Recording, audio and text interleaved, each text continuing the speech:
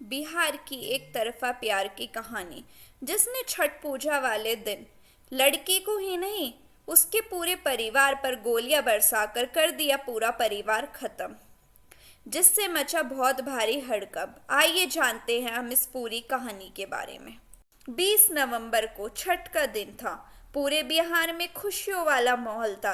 इसी अच्छे मौके पर लखीसराय शहर में एक ऐसी वारदात हुई कि लोग सदमे में आ गए।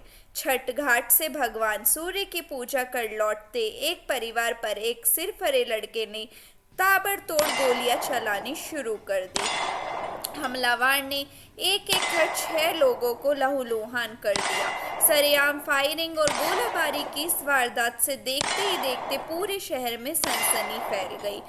आनन फानन में गोलियों का शिकार बने लोगों को उठाकर अस्पताल ले जाया गया, लेकिन बदकिस्मती से 2 भाइयों की तो मौके पर ही मौत हो गई, जबकि उनकी 24 साल की बहन ने अस्पताल में दम तोड़ दिया।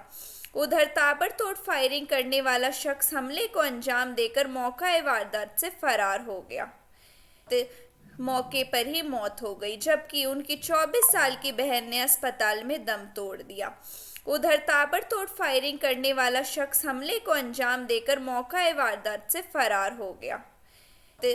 मौके पर ही मौत हो। ये हमला जहां परिवार पर हुआ था, अब सवाल उठने लगा कि आखिरकार हमलावर कौन था। उसने जहां परिवार को क्यों निशाना बनाया? क्या इस वारदात में हमलावर अकेला ही शामिल था या पूरी वारदात के पीछे कोई और भी था? आखिर इस पूरी वारदात की वजह क्या थी? तो पुलिस और तफ्तीश में जल्द ही कहानी साफ होने लगी। जांच शुरू हुई तो पता चला कि आशीष चौधरी नाम के जिस नौजवान ने जहां परिवार पर हमला किया, वो इस परिवार की एक बेटी के साथ एक तरफा प्यार करता था और लड़के के इनकार करने पर उसने इस वारदात को अंजाम दिया। 24 साल की वही बेटी जिसकी इस वारदात में मौत हो चुकी थी। जब पुलिस ने इस मामले की जांच आगे बढ़ाई तो जो सच्चाई सामने आई उसने हर किसी के होश उड़ा दिए। इन पंक्तियों के लिखे जाने तक पुलिस हमलावर आशीष को गिरफ्तार तो नहीं कर सकी थी, लेकिन तलाशी करता था और लड़के के दौरान उसके घर से एक ऐसी डायरी मिली जिसने इस कहानी को काफी हद तक साफ कर दिया। पुलिस के माने तो आशीष के घर की तलाशी के दौरान उसके घर से पुलिस को एक डायरी मिली जिसमें आशीष ने अपने लव लाइफ को लेकर 15 पन्ने का एक नोट लिखा था। आरोपी ने उसे नाम दिया था अतीत। पुलिस ने इस नोट के हवाले से बताया कि झा परिवार की बेटी दुर्गा के साथ आशीष का अफेयर चल रहा था। इस अफेयर के चलते ही दोनों लखीसराय छोड़कर घर वालों से छुपकर पटना में लिव इन भी रह रहे थे, और जब दोनों लिव इन में थे तब उसने अपना और दुर्गा का खर्चा उठाने के लिए काफ़ी मेहनत की। यहाँ तक कि उसने पटना के हथुआ मार्केट में मौजूद तनिष्क ज्वेलर्स में दुर्गा की नौकरी भी लगवा दी थी, और दोनों के बीच ये सब कुछ कई सालों तक चलता रहा। लेकिन कहानी में असली ट्विस्ट तब आया जब दुर्गा ने कथित तौर पर आशीष को धोखा देना शुरू कर दिया। आशीष ने अपनी डायरी में लिखा है कि उसे 3 जनवरी 2021 को तब और झटका लगा जब उसे पता चला कि दुर्गा की जिंदगी में सुमित नाम का एक और लड़का आ चुका है। असल में आशीष एक बार वीडियो कॉल कर दुर्गा से बात कर रहा था और तब उसने सुमित को दुर्गा के बिस्तर पर सोते हुए देख लिया।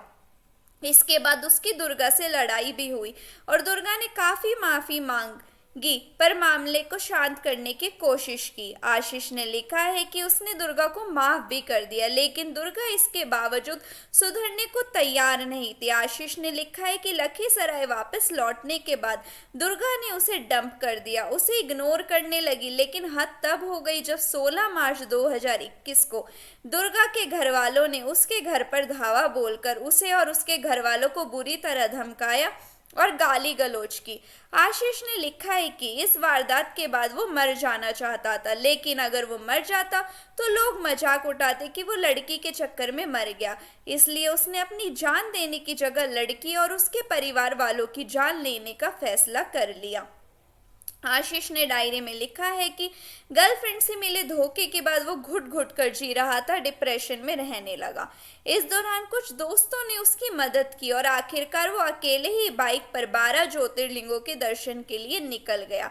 उसने उम्मीद की थी कि इसके बाद उसके मन को शांति मिलेगी, लेकिन वापस आने के बाद भी वो बदले की भावना से बाहर नहीं आ सका और आखिरकार उसने इस वारदात को अंजाम देने का फैसला किया। उधर पीड़ित परिवार ने इस वारदात को लेकर और ही कहानी सुनाई है। परिवार का कहना है कि आशीष उनकी बेटी से शादी करना चाहता था, लेकिन वो इसके लिए तैयार नहीं थे। वो उनकी बेटी को परेशान कर रहा था, जिसे लेकर उन्होंने पुलिस में शिकायत भी की थी, लेकिन पुलिस ने वक्त रहते कोई कार्रवाई नहीं की और आशीष ने झा परिवार पर हमला कर 3 लोगों की जान ले ली और कई लोग अब भी अस्पताल में जिंदगी और मौत के बीच झूल रहे हैं। अगर आपको किसी भी टॉपिक से जुड़ी कोई भी लीगल एडवाइस चाहिए, वो भी फ्री में, तो आप डिस्क्रिप्शन बॉक्स में जो लीगल एडवाइस वाला लिंक है वहां पर मेरी वेबसाइट विजिट करके अपनी प्रॉब्लम बता सकते हैं और फिर मैं आपसे कनेक्ट करूंगी और आपको आपका सॉल्यूशन दूंगी। और ऐसे ही लीगल अपडेट्स के लिए बने रहे मेरे चैनल लॉ माइंड्स के साथ। Please like my video, share my video and comment on my video, and please subscribe my channel. Thank you so much.